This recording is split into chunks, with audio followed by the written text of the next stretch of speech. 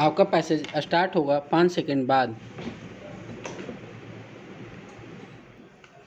महोदया, अनुसूचित जाति और अनुसूचित जनजाति कहाँ मुखिया बनते थे? एकल पद पर कोई आरक्षण दिया तो बिहार के लोकप्रिय मुख्यमंत्री आदरणीय नीतीश बाबू ने दिया और आज गरीब दलित का बेटा, महादलित का बेटा, अनुसूचित जाति का बेटा आज मुखिया बन रहे हैं, प्रमुख बन रहे हैं। महोदया, अनुसूचित जाति को 10 लाख रुपए उद्योग विभाग से उद्योग करने के लिए पैसा मिल रहा है।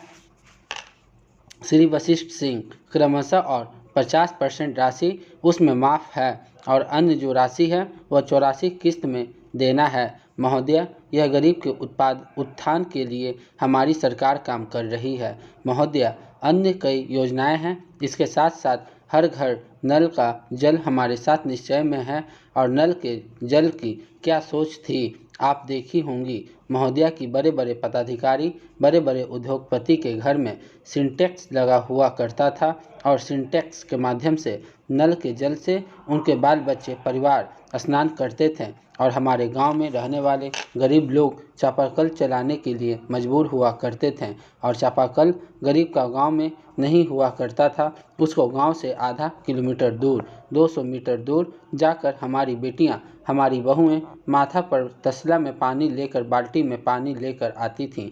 एक बाल्टी से स्नान करती थीं और उसी से कपड़ा धोने का काम करती थीं।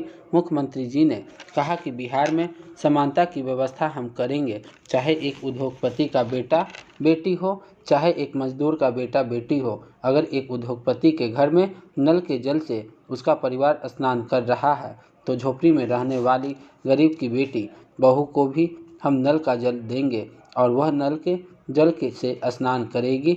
यह व्यवस्था हमारी सरकार ने किया है और काम जारी है, काम पूरा भी होगा। हमारे नेता आदरणीय नीतीश बाबू की जो सोच है और जो उनकी सोच के साथ साथ उनका विचार है, जो किसी चीज़ का संकल्प लेते हैं तो उसको पूरा करने का काम करते हैं। महोदया, हर घर में नली गली न केवल मुखिया को बल्कि त्रिस्तरीय पंचायत में सबसे निचला इकाई है वार्ड, और वार्ड को भी मुख्यमंत्री जी ने जोड़ने का काम किया। वार्ड के सहमति से चयन होता है, वार्ड और वार्ड चयन करके हर वार्ड में आज नली गली का काम हो रहा है। कुछ लोग छटपटाए हुए थे लेकिन पहले आज सब लोग मिलजुल कर काम कर रहे हैं। मुख्यमंत्री जी ने जो काम शुरू किया तो लोग सुप्रीम कोर्ट तक गए थे, लेकिन सुप्रीम कोर्ट ने भी फैसला आदरणीय नेता नीतीश कुमार जी के सोच के साथ दिया और कहा कि सही है।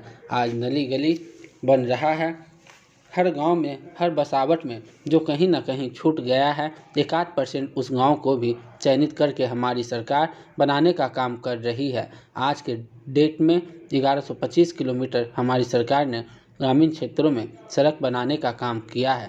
महोदया, इतना ही नहीं, जिस सड़क पर काफ़ी लोड था गाड़ी का, उसको PWD अधिग्रहण करने का काम कर रही है। इसलिए महोदया, सरकार की सोच चौतरफा विकास है कि चौतरफा विकास होना चाहिए। महिलाओं के सशक्तिकरण पर महोदया मैं आपको बताना चाहूँगा कि पंचायती राज संस्थान में, नगर निकाय निर्वाचन के संस्थान में प्राथमिक शिक्षकों की नियुक्ति में 50% आरक्षण हमारी सरकार ने दिया है। सात निश्चय में मुख्यमंत्री जी ने एक बात यह भी कहा था कि हमारी जो बेटियां हैं वह जननी हैं, जो आज की बेटी है वह कल की माँ है, इसलिए उसको पढ़ाना लिखाना, उसके अंदर अच्छे संस्कार का निर्माण करना हमारा कर्तव्य है, हमारा दायित्व है। मुख्यमंत्री जी ने उसको भी पढ़ाने लिखाने की व्यवस्था किया और साथ ही साथ नौकरी में 35% आरक्षण देने का काम किया। सात निश्चय में 35% का आरक्षण हमारे बिहार की बेटियों को मिला और वह आरक्षण में किसी जाति और धर्म की बात नहीं है, वह आरक्षण सभी वर्गों के लिए दिया गया है। यह हमारी सरकार ने व्यवस्था किया है, उसके माध्यम से आज हमारी बेटियां टॉप कर रही हैं, पढ़ रही हैं, उसके जोश और जुनून में मनोबल बढ़ रहा है। इसलिए महोदया, हम कहना चाहेंगे, पुलिस की बहाली में आज हमारी बच्चियां रूली ले रही हैं और तैनात होकर के काम कर रही हैं। महिला बटालियन का गठन हुआ, महिला पुलिस थाना का निर्माण हुआ और इतना ही नहीं, पुलिस सब इंस्पेक्टर और कांस्टेबल में भी 35% आरक्षण बिहार की बेटियों को मिला है। यह बिहार सरकार की सोच है। हमारी आधी आबादी हमारे साथ चलेगी, तब जाकर के उस क्षेत्र में बिहार का विकास होगा और कल्याण होगा। इसके साथ ही साथ महोदया हम आपको बताना चाहेंगे जीविका के माध्यम से गांव की महिलाएं जो सुबह शाम केवल खाना बना करके अपने घर में बैठी रहती थीं, अनावश्यक इधर का बात उधर किया करती थी, लेकिन आज जीविका के माध्यम से सभी महिलाएं, गांव की महिलाएं, गृहिणियां जो हैं वह भी मिलजुल कर अपना विकास का काम कर रही है।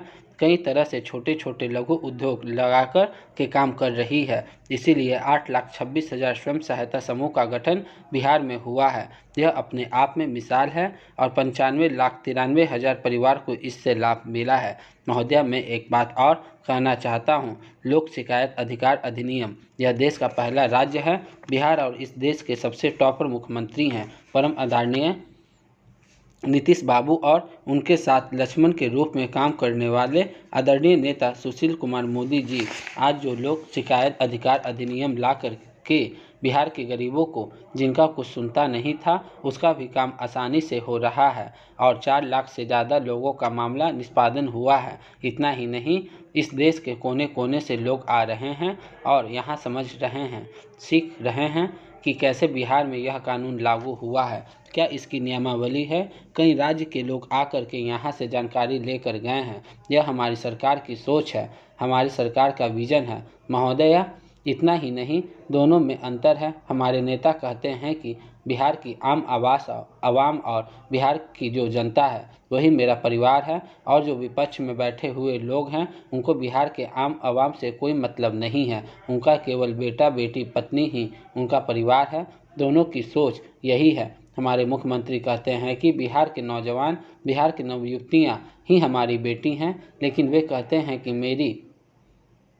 मेरा जो 9 पुत्र है वही मेरा बेटा है, वही मेरा बेटी है। यही सोच है। इसलिए महोदया, मैं आपको बताना चाहता हूं कि हमारे नेता आदरणीय नीतीश कुमार जी ने कई संकल्प यात्रा के माध्यम से, विकास यात्रा के माध्यम से, कई तरह के माध्यम से गांव में जाते हैं और गांव में घूमते हैं, जनता से डायरेक्ट पूछते हैं। इस देश में आदरणीय नेता नीतीश बाबू को छोड़कर लगातार 10 वर्ष तक किसी नेता ने जनता के दरबार में खड़ा नहीं हुआ है। इतिहास है, लगातार 10 वर्ष तक जनता के दरबार में बिहार के मुख्यमंत्री ने खड़ा होकर उनकी समस्या को सुनने का काम किया है।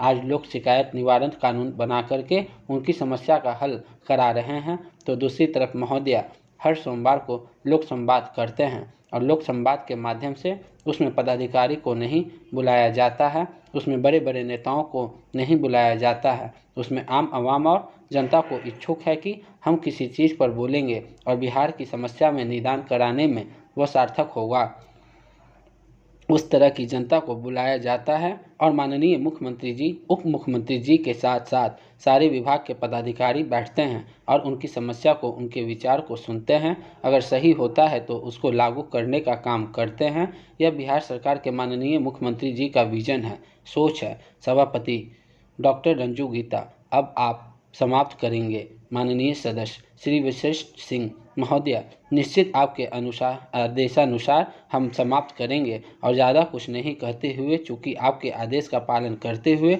महोदया, हम लोग एक किसान हैं और किसान के बेटा हैं, इसलिए अपनी बात को यही कहकर मैं समाप्त करूंगा कि कृषि के क्षेत्र में कृषि रोड मैप बनाकर बिहार के किसानों को अधिक से अधिक विकसित करने का सरकार ने काम किया है।